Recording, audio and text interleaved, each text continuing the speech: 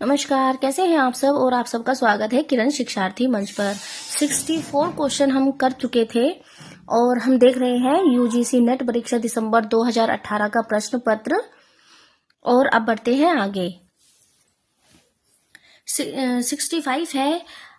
65 का जो अभिकथन है वो है परंपरा रूढ़ी पालन नहीं, आधुनिकता की पक्षधर है। और तर्क है क्योंकि परंपरा में अतीत के प्रति आसक्ति और परिवर्तन का निषेध होता है। तो हमें बताना है कि उसमें कौन सा सही है और कौन सा गलत है। तो इसमें ए सही और आर गलत है। ए वाला सही है और जो आर है वो गलत है। अब इसकी व्याख्या हम देख लेते हैं। किसी परंपरा का प्रारंभ उस समय की सामाजिक एवं जीवन संबंधी आवश्यकताओं के आधार पर होता है जो आधुनिकता की ओर अग्रसर होती है। इसीलिए परंपरा आधुनिकता की पक्षधर भी है। परंपरा में अतीत के प्रति आसक्ति तो होती है लेकिन परिवर्तन का निषेध हो ही नहीं सकता। तो ए सही और तर्क आर जो है वो गलत है। अब बढ़ते हैं आगे। 66 है। अभिकथन है उपभोक्तावादी सभ्यता के असंतोष भाववादी बुद्धिजीवियों के लिए स्वाभाविक है। और तर्क है क्योंकि उनके अनुसार इस सभ्यता से मानव मूल्यों में गिरावट आई है। तो हमें बताना है कि क्या सही और उसमें क्या गलत है। तो जो ए सही है और आर गलत है। ए वाला सही है और आर गलत है। तो इसकी व्याख्या हम देखेंगे। उपभोक्तावादी लोग भौतिकवादी होते हैं। वह प्रकृति को केंद्र में रखते हैं और उपभोग को महत्व प्रदान करते हैं। भाववादी प्रकृति के विपरीत आत्मा को प्राथमिकता देते हैं। वह आत्म तत्व चेतना या ईश्वर को सृष्टि का कर्ता का नियंता मानते हैं। इसीलिए उपभोक्तावादी में भाववादियों का असंतोष स्वाभाविक है। भाववादियों के अनुसार उपभोक्तावाद से मानव मूल्य में गिरावट आई है। अतः ए और आर दोनों सही हैं।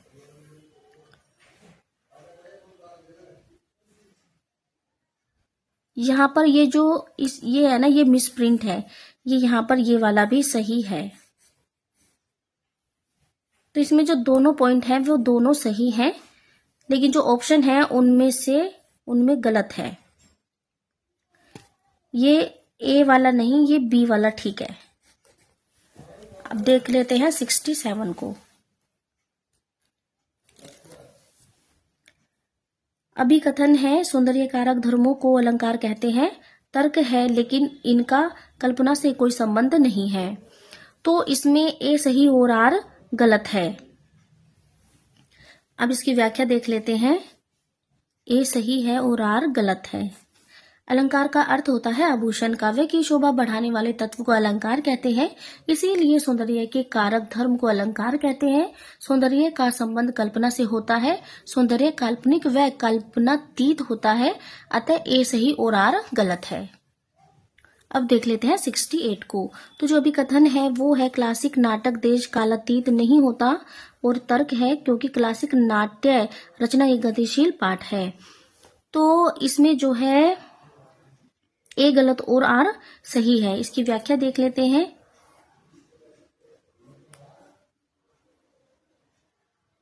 ए गलत और आर सही है। जो साहित्य काल की कसौटी पर खरा उतरे वही क्लासिक साहित्य है। क्लासिक नाटक देश काल और अतीत से युक्त होते हैं। वही नाट्य रचना क्लासिक होती है जो गतिशील हो और समय के अनुसार प्रासंगिक हो। अतः ए गलत और आर सही है। अब देख लेते हैं 69 को। तो जो 69 है उसमें अभिकथन है जयशंकर प्रसाद का चंद्रगुप्त नाटक स्वतंत्रता और गणतंत्र का यूटोपिया है। तर्क है इसीलिए उन पर वर्तमान से पलायन और इतिहास के गड़े मुर्दे उखाड़ने का सही आरोप लगा। तो इसमें जो है ए सही और आर गलत है। ए सही है और आर गलत है। अब इसकी व्याख्या को हम देखेंगे। यूटोपिया का अर्थ है आदर्श लोक या सांसारिक स्वर्ग, ऐसा स्थान जिसकी हम कल्पना करते हैं या जहां पहुंचना चाहते हैं। चंद्रगुप्त 1931 नाटक वास्तव में स्वतंत्रता और गणतंत्र का यूटोपिया है। आदर्श लोक या पृथ्वी पर इस तरह का नाटक स्वर्ग ढूंढना इस तरह का स्वर्ग ढूंढना वर्तमान से पलायन और इतिहास के गड़े मुर्दे उखाड़ना नहीं है। अतः ए सही और आर गलत है। अब देख लेते हैं 70 को। 70 में क्या है? अभिकथन है मैथिली शरण गुप्त भारतीय संस्कृति के आख्याता हैं। तर्क है इसीलिए उनके काव्यों में आधुनिक दृष्टिबोध नहीं मिलता। तो इसमें जो ए सही और आर गलत है, ए सही और आर गलत है। अब इसकी व्याख्या को हम देखेंगे। आख्याता का अर्थ है सूचना या विवरण बतलाने वाला होता है। मैथिली शरण गुप्त भारतीय संस्कृति के आख्याता हैं। मैथिली शरण गुप्त 1886 से 1964 यह इनका जन्म निधन वर्ष है। के काव्यों में युगीन आधुनिकता को बिंबित करने की प्रक्रिया भी दृष्टिगत मिलती है। मैथिली शरण गुप्त ने नारी पात्रों के अध्ययन के माध्यम से आधुनिकता और युग बोध के अध्ययन की चेष्टा अभिव्यक्त की गई है। भारतीय संस्कृति साकेत, जयद्रथ वध, पंचवटी आदि रचनाओं में प्रयुक्त है। अतः ए सही और आर गलत है। अब देख लेते हैं 71 को। तो 71 में जो अभिकथन है वो है भ्रम कल्पना और प्रतिज्ञा ज्ञान के विरुद्ध प्रत्यक्ष और ठोस अनुभव को महत्व देना आधुनिक बोध के विरुद्ध प्रत्यक्ष और ठोस अनुभव को महत्व देना आधुनिक बोध का प्रमुख लक्षण माना जा सकता है। और तर्क दिया गया है इस अनुभववादी दृष्टिकोण का प्रभाव काव्य की रचना प्रक्रिया और रसास्वादन की प्रणाली पर भी पड़ता है। तो जो इसमें ए सही है, इसमें दोनों ही सही हैं। अब इसकी व्याख्या को देख लेते हैं। इसकी व्याख्या है नई कविता के दौर में सामाजिक साहित्यिक मनोवृत्तियों का विश्लेषण करने वाला आधुनिक भावबोध नामक एक सिद्धांत आया। यह सिद्धांत अन्याय के खिलाफ आवाज, भविष्य निर्माण, नैतिक हास को रोकने, वर्तमान को सुधारने इत्यादि विशेषताओं से मुक्त था। यह भ्रम कल्पना और प्रतिभा ज्ञान का विरोध करता है तथा प्रत्यक्ष और ठोस अनुभव को महत्व देता है। आधुनिक भावबोध एक अनुभववादी दृष्टिकोण है जिसका प्रभाव काव्य की रचना प्रक्रिया और रसास्वादन की प्रणाली पर पड़ता है। अब देख लेते हैं 72 को। अभिकथन है वे शब्द जो आज अमूर्त विचारों के वाहक है आरंभ में अनुभूत वस्तुओं के व्यंजक थे।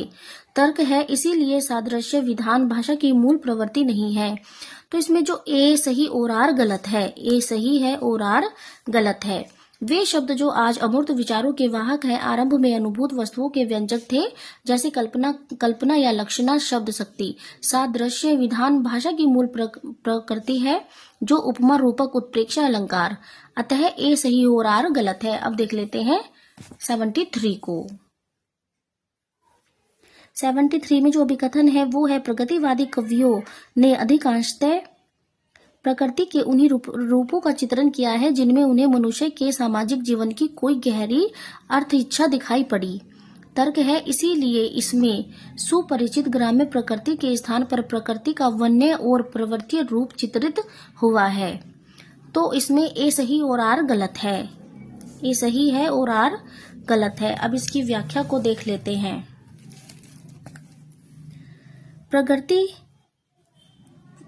प्रगतिवादी कवि यथार्थ प्रकट करते थे, अतः उन्हें प्रकृति के उन्हीं रूपों का चित्रण किया है जिनमें उन्हें मनुष्य के सामाजिक जीवन की कोई गहरी अर्थ इच्छा दिखाई पड़ी।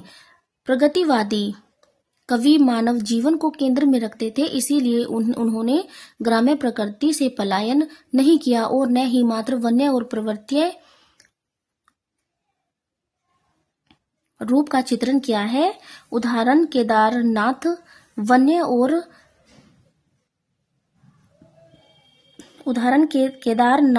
और प्रवृत्तीय रूप का चित्रण किया है। उदाहरण केदारनाथ अग्रवाल। प्रगतिवादी कवि हैं जो जीवंत प्रकृति चित्रण के लिए विख्यात हैं। अतः ए सही और आर गलत है। अब देख लेते हैं 74 को। 74 है। 74 में अभिकथन है कहानी छोटे मुंह बड़ी बात करती है। और तर्क है लेकिन लघु आकार के कारण कहानी संपूर्ण जीवनबोध और सामाजिक सत्य को प्रकाशित नहीं कर सकती। तो इसमें ए सही और आर गलत है। ए सही है और आर गलत है। अब इसकी व्याख्या को हम देखेंगे। नामवर सिंह का जन्म हुआ था 1926 को, निधन हुआ था 2019 को। का कथन है कहानी छोटे मुंह बड़ी बात करती है। प्रेमचंद का कथन है कहानी एक रचना है जिसमें जीवन के किसी एक अंग को, ये एक है यहाँ पर, किसी एक अंग को मनोभाव को किसी एक अंग या मनोभाव को प्रदर्शित किया जाता है। कहानी और उपन्यास में मूल अंतर विषय निरूपण का है। कहानी का फलक छोटा होता है लेकिन उसका कथानक निश्चित उद्देश्य को कह जाता है। अपने लघु आकार के होने पर भी कहानी संपूर्ण जीवन बोध और सामाजिक सत्य को प्रकाशित करती है। अतः ए सही और आर गलत है। अब देख लेते हैं 75 को। 75 में अभिकथन है, नारीवाद पितृसत्तात्मक समाज से संघर्ष का विमर्श है। तर्क है, इसीलिए हिंदी का संपूर्ण स्त्री लेखन अपने लिए पुरुषों के अस्तित्व को नकारता है। ए सही और आर गलत है। ए सही है और आर गलत है। अब इसकी व्याख्या को हम देखेंगे। नारीवाद या स्त्री विमर्श पितृसत्तात्मक समाज द्वारा स्वीकृत स्त्री पुरुष के द्वैत का खंडन करते हुए बहुलवादी पहचान निर्मित करता है। यह पहचान अपने स्वायत्त अस्तित्व द्वारा जीवित अनुभवों की लहर संचालित करती है। अतः नारीवाद पितृसत्तात्मक समाज से संघर्ष का विमर्श है। हिंदी का संपूर्ण स्त्री लेखन अपने लिए पुरुषों के अस्तित्व को नकारता नहीं बल्कि पुरुषों की तरह ही अधिकार मिले इस पर बल देता है। अतः ए सही और आर गलत है। अब देख लेते हैं 76 को। निम्नलिखित पंक्तियों को उनके रचयिताओं के साथ सम्मिलित कीजिए। यहाँ पर हमें पंक्तियां दी गई हैं और यहाँ पर हमें इनका मेल कराना है कि कौन सी पंक्ति किसकी है। तो पंडित सल सत बखा नहीं, ये जो पंक्ति है यह सरहपा की है। 9 लख पात्री आगे नाचे, ये गोरखनाथ की है। 12 वर्ष लो कुकर जीवे और 13 लो जिये सियार, ये जो पंक्ति है ये है जगनिक की पंक्ति है। ये जगनिक की पंक्ति है।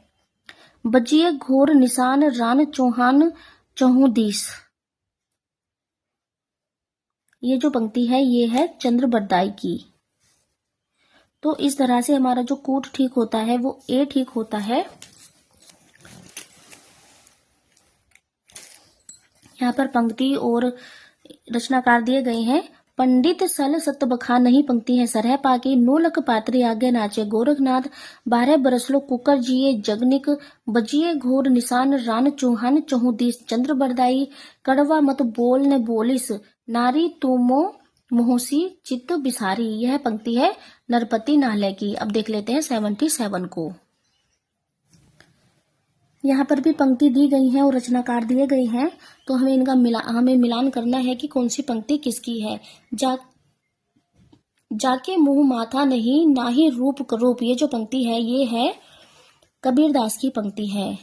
ओ मन जानी कबित अस्कीना मकू यह रह जगत में चीना, तो जो यह पंक्ति है ये है जायसी की पंक्ति है। ये मलिक मोहम्मद जायसी।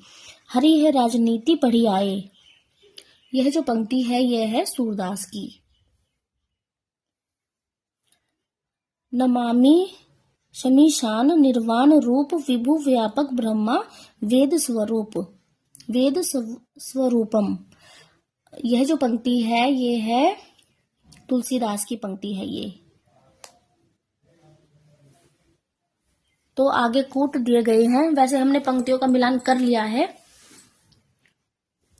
और इस तरह से जो हमारा कूट ठीक होता है वो होता है डी।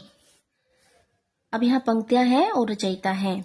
जाके मुंह माता नहीं ना ही रूप करूप कबीर, ओ मन जानी कबित अस्कीना मकू यह रह जगत में चीना जायसी, हरि है राजनीति पढ़ी आई सूरदास, नमामि शमीशान निर्वाण रूपम विभु व्यापकम ब्रह्म वेद रूपम तुलसीदास, आरती कीजिए हनुमान ललागी रामानंद।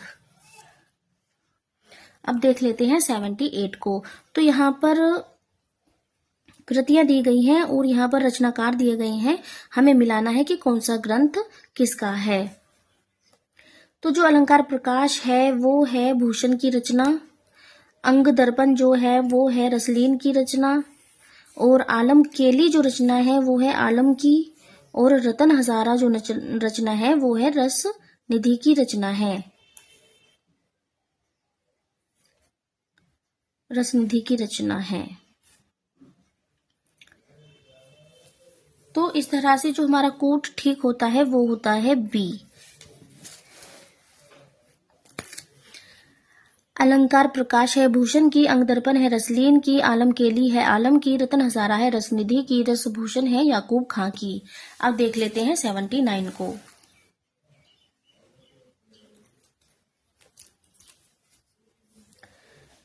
यहाँ पर भी हमें मिलान कौन सी बोली का क्षेत्र कौन सा है, हमें यह मिलाना है। तो जो पश्चिमी पहाड़ी है वो बोली जाती है शिमला। मध्य पर्वतीय पहाड़ी जो है वो बोली जाती है गढ़वाल में। और भोजपुरी जो है वो बोली जाती है गाजीपुर में।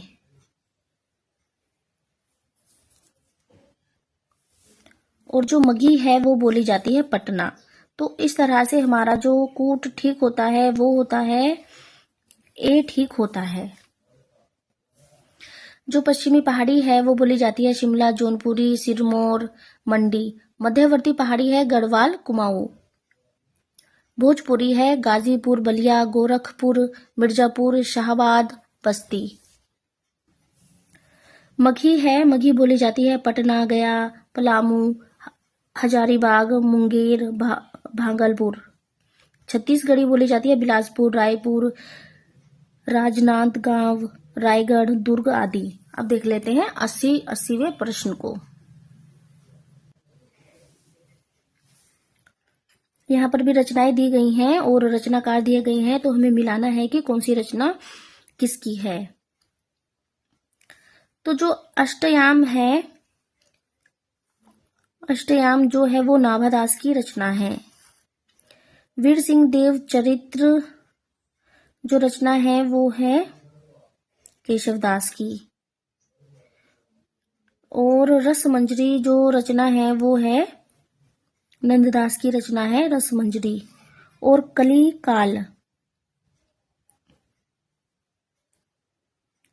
केली काल जो रचना है वो है केली काल या केली माल, जो वो रचना है वो है स्वामी हरिदास की। तो इस तरह से जो हमारा कूट ठीक होता है वो होता है ए। अब यहाँ पर इनकी कुछ और रचनाएं भी दी गई हैं, तो वो हम देखेंगे। यहाँ पर रचना है और यहाँ पर रचनाकार है। जो अष्टयाम और भक्तमाल है वो है नाभादास की। वीर सिंह देव चरित्र, रतन बावनी, रसिक प्रिया, कवि प्रिया, रामचंद्रिका, विज्ञान गीता, जहांगीर जस चंद्रिका, छंद माला, नक्शिक जो रचना है वो है केशवदास की।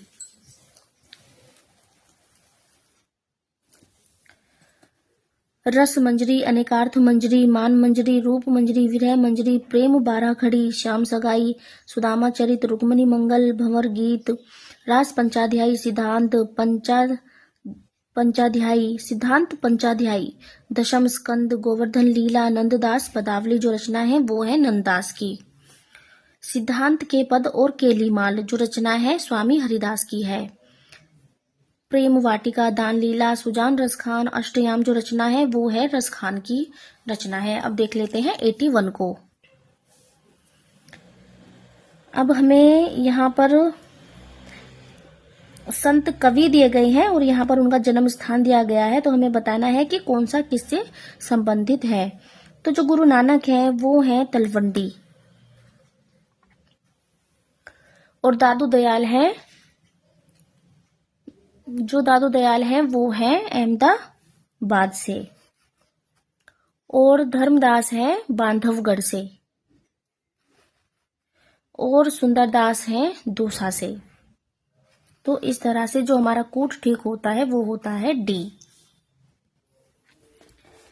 गुरु नानक है ननकाना तलवंडी, दादू दयाल है अहमदाबाद, धर्मदास है बांधवगढ़, सुंदरदास है दौसा जयपुर, गुरु तेग बहादुर है अमृतसर पंजाब। अब देख लेते हैं 82 को। यहाँ पर भी हमें मिलान कराना है कि कौन सा ग्रंथ कौन से रचनाकार का है। तो जो भाषा भूषण है वो है जसवंत सिंह का। अलंकार पंचासिका है मतीराम की। और विष्णुपद कीर्तन है रसनिधि की। विष्णुपद कीर्तन रसनिधि और रसविलास है चिंतामणि त्रिपाठी की। और इस तरह से हमारा कूट ठीक होता है सी।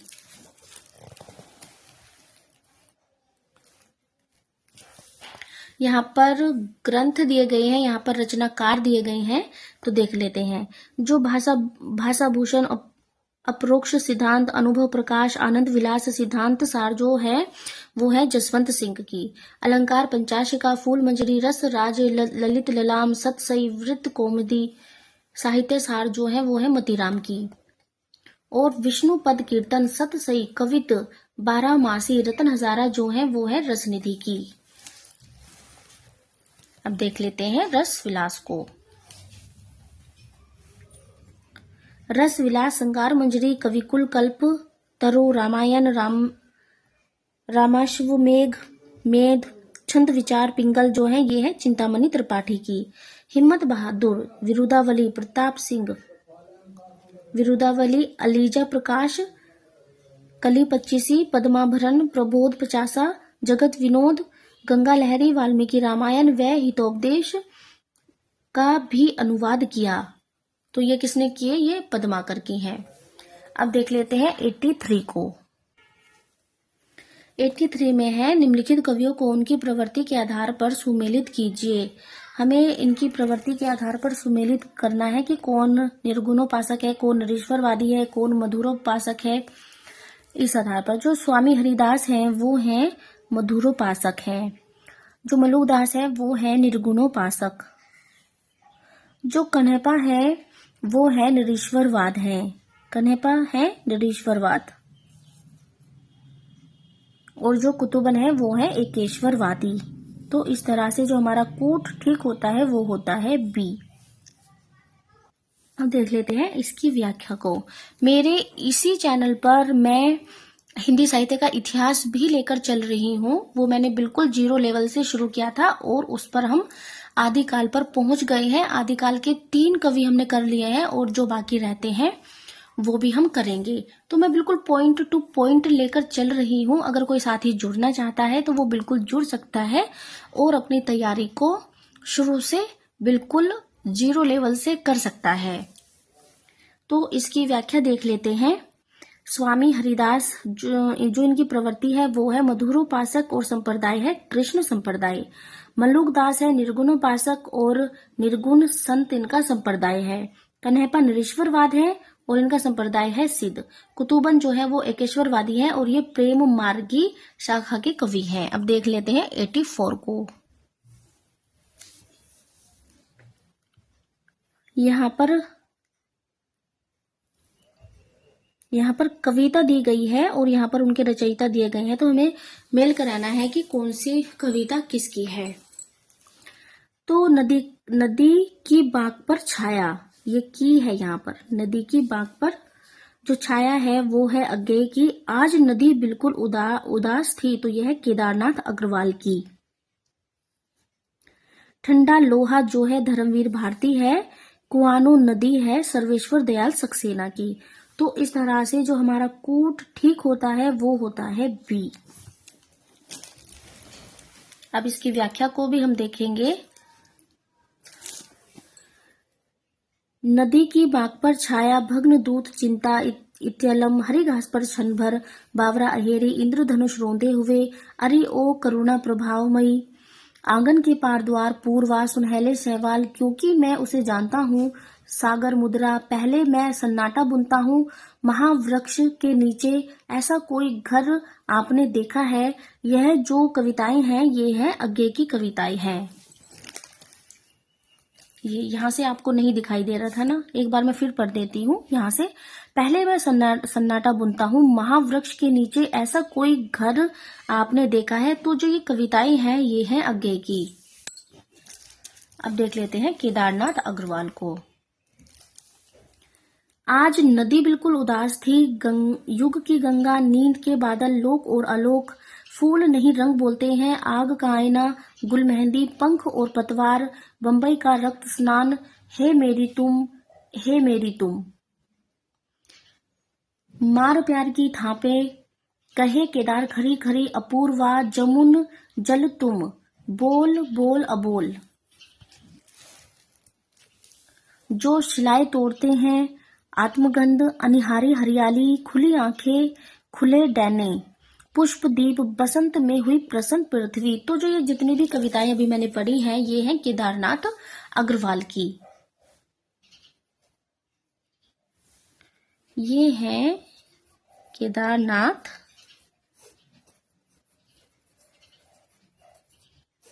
अग्रवाल की है। ठंडा लोहा, 7 गीत वर्ष, कनुप्रिया, सपना अभी भी, आद्यांत। तो जो कविताएं हैं ये हैं धर्मवीर भारती की। कुआनो नदी, काठ की घंटियां, बांस का पुल, एक सोनी नाव, गरम हवाएं, जंगल का दर्द, खूंटियों पर टंगे लोग, कोई मेरे साथ चले, मेघ आए, क्या कहकर पुकारूं, काला कोयल, अह से मेरी बड़ी हो तुम। ये जो कविताएं हैं ये हैं सर्वेश्वर दयाल सक्सेना की। प्रवासी के गीत, रक्त चंदन, मिट्टी और फूल, अग्निशस्य, प्यासा निर्जर, मुट्ठी बंद रहस्य। और ये जो कविताएं हैं ये हैं नरेंद्र शर्मा की। अब देख लेते हैं 85 को। यहाँ पर दिया गया है निम्नलिखित आधुनिक प्रबंध काव्यों के पुरुष पात्रों को उनकी चारित्रिक विशेषताओं से सुमेलित कीजिए। तो यहाँ पर उनकी चारित्रिक विशेषताएं हैं और यहाँ पर पात्र हैं। तो हमें बताना है कि कौन सा किससे मेल खाता है। तो मृत्यु के प्रश्न से जूझता पात्र जो है वो है आत्मजयी का नचिकेता। आत्मजयी का नचिकेता। और आगे है कामाध्यात्म के प्रश्न से जूझता पात्र है कामाध्यात्म के प्रश्न से जूझता जो पात्र है वो है उर्वशी का पुरुरवा। उर्वशी का पुरुरवा। युद्ध के प्रश्न से जूझता पात्र जो है वो है संशय की एक रात। अपनी दुर्बलताओं से संघर्ष रत जो है वो है कामायनी का मनु। तो इस तरह से हमारा कूट भी ठीक होता है।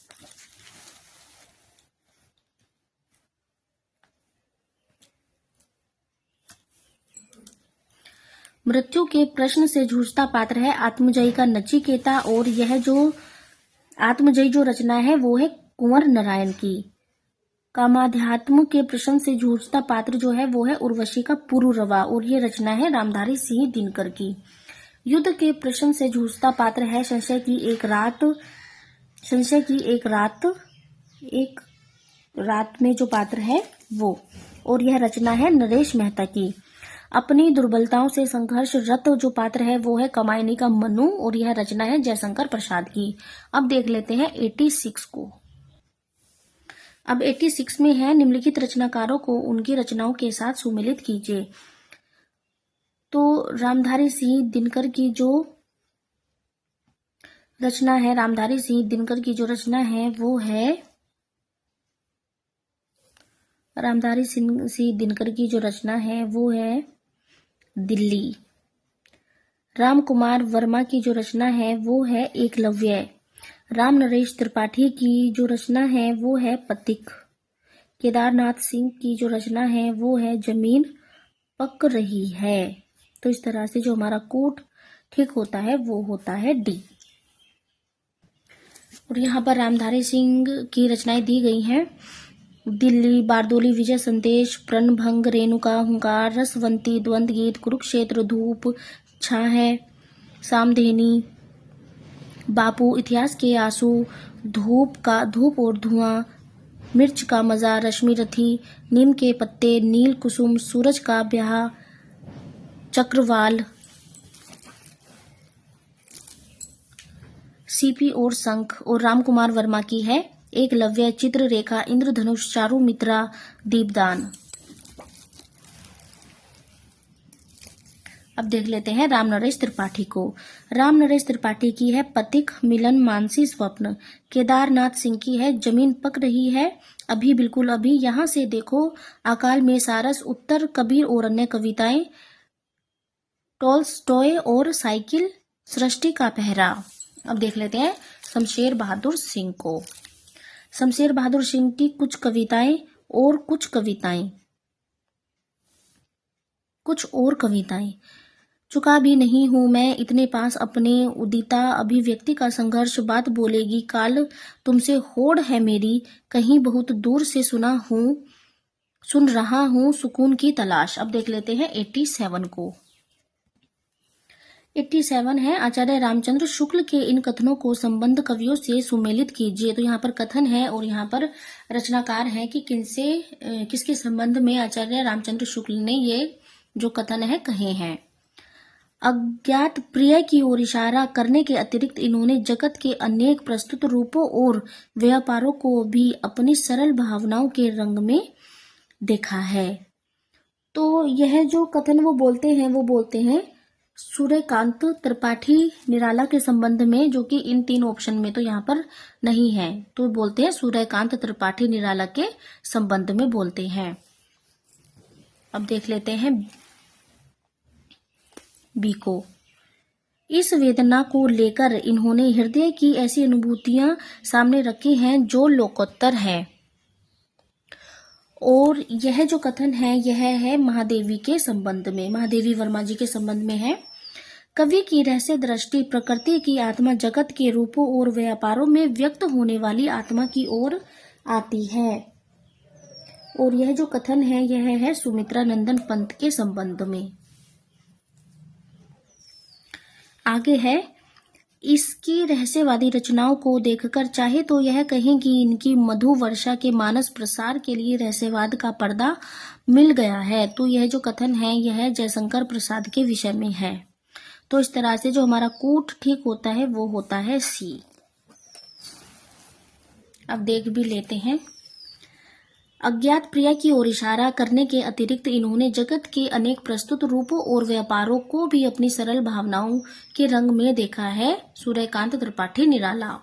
इस वेदना को लेकर इन्होंने हृदय की ऐसी अनुभूतियां सामने रखी हैं लोकोत्तर है। महादेवी वर्मा। कवि की रहस्य दृष्टि प्रकृति की आत्मा जगत के रूपों और व्यापारों में व्यक्त होने वाली आत्मा की ओर आती है। सुमित्रा नंदन पंत। इसकी रहस्यवादी रचनाओं को देखकर चाहे तो यह कहें कि इनकी मधु वर्षा के मानस प्रसार के लिए रहस्यवाद का पर्दा मिल गया है। जयशंकर प्रसाद। यहाँ पर उपन्यास दिए गए हैं और उनका वर्ण विषय दिया गया है और हमें मेल कराना है कि कौन सा जो विषय है वो कौन से उपन्यास से मेल खाता है। तो नाचो बहुत गोपाल से खाता है।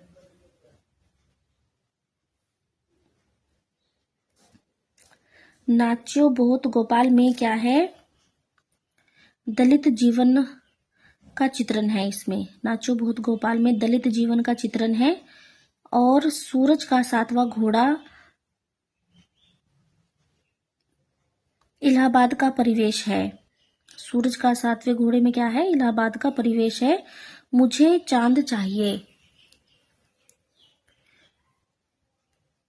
रंगमंच और सिनेमा संसार है। गली आगे मूर्ति है में क्या है, गली आगे मूर्ति में है वाराणसी का शैक्षिक परिसर। तो इस तरह से जो हमारा कूट ठीक होता है वो होता है ए। यहाँ पर उपन्यास दिए गए हैं वन्य विषय और उपन्यासकार। नाचो बहुत गोपाल भंगी समाज का इतिहास एवं उसके वर्तमान जीवन की नारकीयता का गहरी संवेदनात्मकता के साथ चित्रण है, यानी दलित जीवन का चित्रण है। और यह किसका उपन्यास है, अमृतलाल नागर का। सूरज का 7वां घोड़ा अलिफ लैला पंचतंत्र आदि की कथा परिविधि पर नागरीय निम्न मध्य वर्ग के कटु यथार्थ का चित्रण, इलाहाबाद का परिवेश इसमें वर्णित है। और यह किसकी रचना है, धर्मवीर भारती की रचना है। मुझे चांद चाहिए एक महत्वाकांक्षी कलाकार की संघर्ष गाथा, स्त्री के संघर्ष और विद्रोह का आख्यान। पहली बार इसमें रंगमंच और सिने संसार का प्रामाणिक और गहरा अनुभव साकार हुआ है। किसकी रचना है, सुरेंद्र वर्मा की रचना है। गली आगे मूर्ति है PHU वाराणसी का शैक्षिक परिवार इसमें दिखाया जाता है। और किसकी रचना है, शिव प्रसाद सिंह की रचना है। अब देख लेते हैं 89 को। 89 में दिया है, निम्नलिखित उपन्यासों को संबंधित परिवेश के साथ सुमेलित कीजिए। राग दरबारी, और यहाँ पर वही इनका जो वर्ण संबंधित जो परिवेश है उसको मेल कराना है। तो जो राग दरबारी है वो है शिवपालगंज से संबंधित है। अंतिम अरण्य जो है वो बहादुरगंज से संबंधित है, और बसंती जो है वह दिल्ली से संबंधित है, महानगर दिल्ली से, और कोरजा जो है वो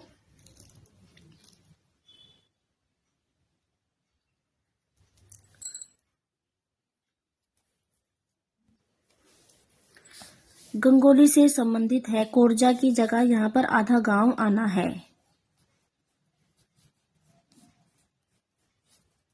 आधा गांव जो है वो गंगोली से संबंधित है। तो इस तरह से हमारा जो सही होता है वो होता है डी।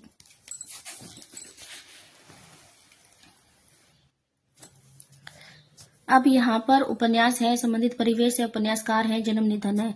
जो राग दरबारी है शिवपालगंज से संबंधित है, श्री लाल शुक्ल का उपन्यास है। अंतिम अरण्य बहादुरगंज निर्मल वर्मा। बसंती महानगर दिल्ली भीष्म सहानी। आधा गांव गंगोली राही मासूम रजा का है। निम्नलिखित कहानियों को उनके संबंध पात्रों से सुमेलित कराना है। तो जो गुदल है वो है निहाल। गुदल से जो मेलित है वो है निहाल। और गुल की बन्नो,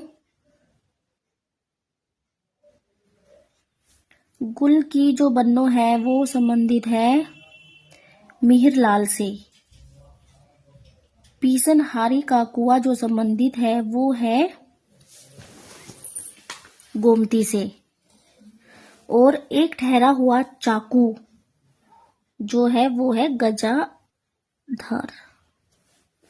तो इस तरह से हमारा कूट जो ठीक होता है वो होता है, एक ठहरा हुआ जो चाकू है वो भाई मिन्नी से संबंधित है। ये गलत लग गया निशान, तो इस तरह से सही होता है ए। अब इसकी व्याख्या देख लेते हैं। जहाँ पर कहानी है, पात्र है, कहानीकार है। जो गदल कहानी है वो उसमें जो पात्र है वो है निहाल, डोडी, गदल, मोनी। और इसके कहानीकार हैं रांगे राघव। गुल की बन्नो, यहाँ पर जो इसके पात्र हैं वो है मिहिरलाल, मिरवा, घेगा, बुआ, मटकी, मेवा, निर्मल, मुन्ना, बाबू, सत्ती, मन, सेधु, गुलकी का पति, छबरी कुतिया। ये जो कहानी है यह है धर्मवीर भारती की। पीसनहारी का कुआ, गोमती, प्रेमचंद। एक ठहरा हुआ चाकू, भिन्नी। वापसी, गजाधर बाबू, उषा प्रेमवदा। अब देख लेते हैं 91 को। निम्नलिखित निबंध संग्रह को उनके लेखकों के साथ सुमेलित कीजिए। यहाँ पर निबंध संग्रह है और यहाँ पर उनके लेखक हैं, तो हमें मिलाना है कि कौन सा निबंध संग्रह किससे संबंधित है। तो बकलम खुद जो है वो नामवर सिंह का है। बबूल और कैक्टस जो है वो रामदरस मिश्र के हैं। विचार और वितर्क हजारी प्रसाद द्विवेदी के हैं। और जो कन्यादान है वो अध्यापक पूर्ण सिंह के निबंध संग्रह हैं। तो इस तरह से हमारा कूट ए ठीक होता है। बकलम खुद वाद विवाद संवाद जो है वो नामवर सिंह के हैं। बबूल और कैक्टस कितने बजे हैं, घर परिवार, छोटे छोटे सुख जो है वो रामदरस मिश्र के हैं। वितार और विचर्क, अशोक के फूल, कल्पलता, मध्यकालीन, धर्म साधना, विचार परवाह है, कुटुज, साहित्य सहचर, आलोक पर्व जो है वो हजारी प्रसाद द्विवेदी के हैं। कन्यादान, आचरण की सभ्यता, मजदूरी और प्रेम, सच्ची वीरता, पवित्रता, अमेरिका का मस्त योगी सिंह, वाल्ट हिटमैन जो है वो अध्यापक पूर्ण सिंह के हैं। हिंदी साहित्य 20वीं शताब्दी, नया साहित्य, नए प्रश्न, राष्ट्रभाषा की कुछ समस्याएं जो है वो नंद दुलारे वाजपेयी की हैं। अब देख लेते हैं 92 को। अब देख लेते हैं 72 को। निम्नलिखित नाटककारों को उनके रचित नाटकों के साथ सुमेलित कीजिए। तो यहाँ पर नाटककार है और यहाँ पर इनके नाटक है। हमें मिलाना है कि कौन सा नाटक किसका है। तो जो सुरेंद्र वर्मा है इनका नाटक है सेतुबंद। हमीदुल्ला का जो नाटक है वो है दरिंदे। मुद्रा राक्षस का जो नाटक है वो है मरजीवा। और शंकर शेष का जो नाटक है वो है पोस्टर। तो अब देख लेते हैं हमारा कौन सा कूट ठीक होता है। तो इस तरह से जो हमारा कूट ठीक होता है वो होता है ए।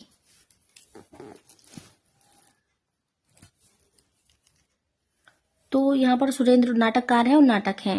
सुरेंद्र वर्मा के जो नाटक हैं वो हैं द्रौपदी सेतुबंध, नायक खलनायक विदूषक, सूर्य की अंतिम किरण से सूर्य की पहली किरण तक, आठवां सर्ग, छोटे सैयद बड़े सैयद, एक दूनी एक, शकुंतला की अंगूठी, कैद ए हयात, रति का कंगन।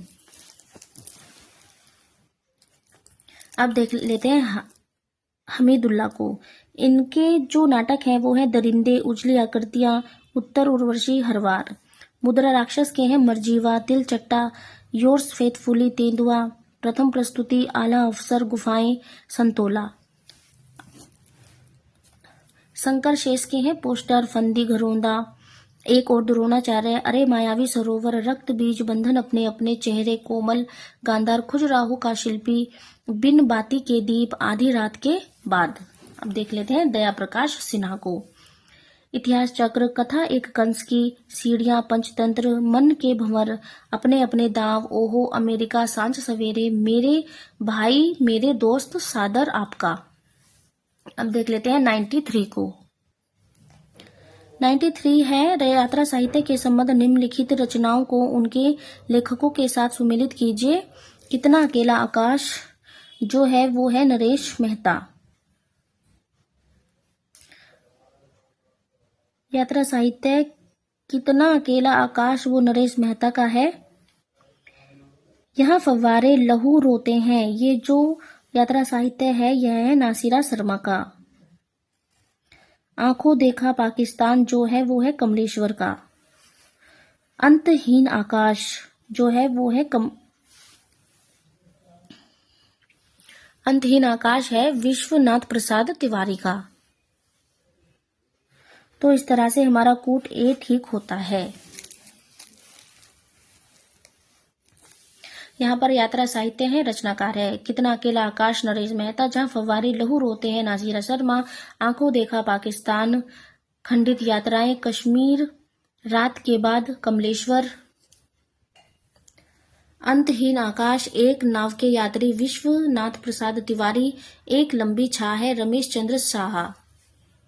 अब देख लेते हैं 94 को। निम्नलिखित सिद्धांतों को संबंधित विचारकों के साथ सुमेलित कीजिए। तो यहाँ पर सिद्धांत है और यहाँ पर उनके विचारक है, तो हमें संबंधित इनको मिलाना है। तो जो संरचनावाद है क्लाड लेवी स्ट्रोम का। अस्तित्ववाद है अल्बर्ट कामू का।